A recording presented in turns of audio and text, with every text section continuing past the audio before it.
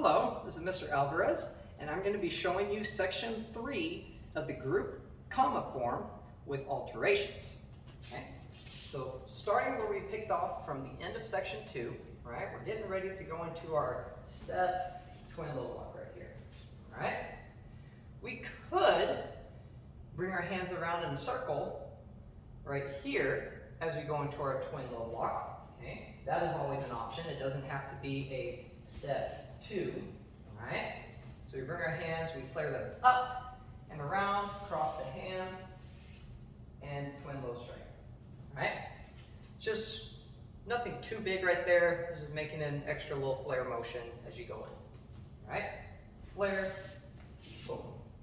Hands up. We can alter the kicks right here. They don't all have to be in ascending order. It can be middle, low, high. It can be something other than side kicks. Maybe you want to do round kicks instead. 1, 2, 3. Okay? After that, we cross our hands, go into our warrior 2. We could add some finger rolls there. Okay? So after those kicks are done, right, come back, double horizontal finger roll, getting the hands to cross, then set it down. All right? That's one alteration you can make. If you're comfortable with horizontal finger spins, right? It's basically this, and just learning how to do it sideways with gravity fighting against you a bit. Right? You're doing that with both hands. Side kick, side kick, side kick, double horizontal finger roll, close it up, extend it out. Swing the right hand up, right? We could do a little bit of a toss with this comma. We could go up for a front kick, right? Up. Or you could do the obvious thing, which is to do another finger roll, right? We're here, bring it up, finger roll into our front kick. You could also do a leg raise here. Leg raise, all right? After leg raise is done, we come down right here. That's one of the things I like about adding that leg raise in is that it changes the emphasis of your movements there, all right? Whereas if you're doing the front kick, right, a lot of emphasis is going to be put on that initial kick, and then everything that kind of flows after it is kind of like a natural afterthought, all right? But with the leg raise, it's almost like you're winding up for this spin around low strike. All right, so figure out which one works best for you and try it out.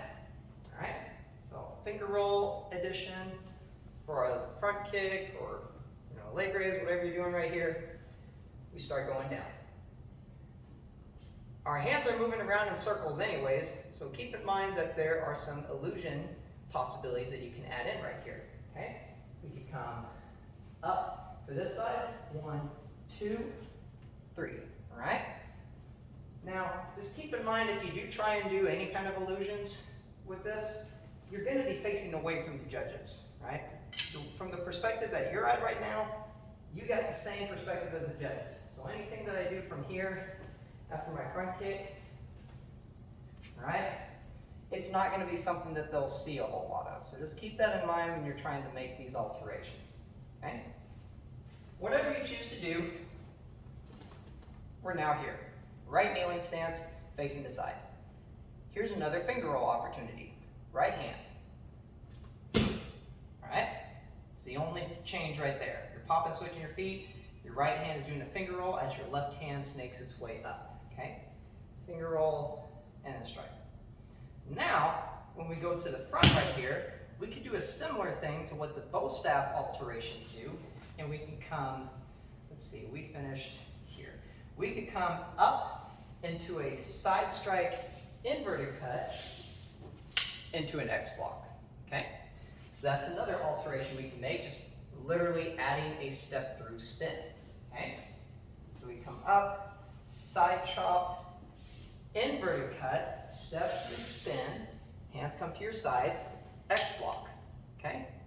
Now, if you want to add an extra little seasoning to this, you could start with your hands crossed, right?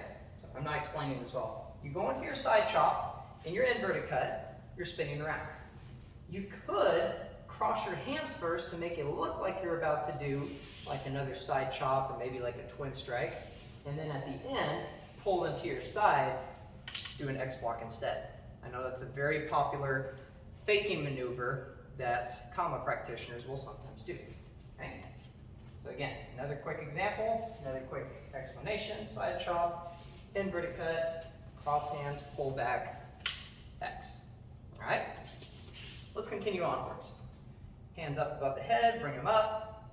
You guessed it, another finger roll opportunity. So finger roll, as you jump up for our front kick, you could add more than one front kick, right? Maybe you could do two.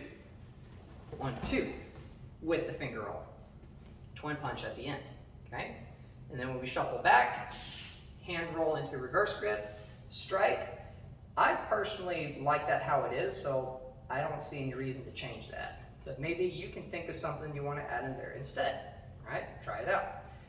We end with crossing our hands, boom, into our final strike, okay? We could do double finger rolls with this to our close before we step out for our final strike, okay? Just something to keep in mind. We can go down, across, boom, out to the sides, right? Now notice that my handles are not pointing in towards each other, right? So depending on what changes you want to make to this, it might feel more natural to have your handles facing a different direction, okay?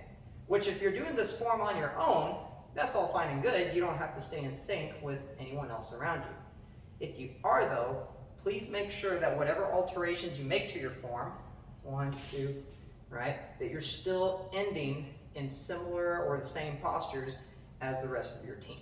Okay? Synchronization is important. Thank you so much. Those are my alterations to section 3 of the group comma form.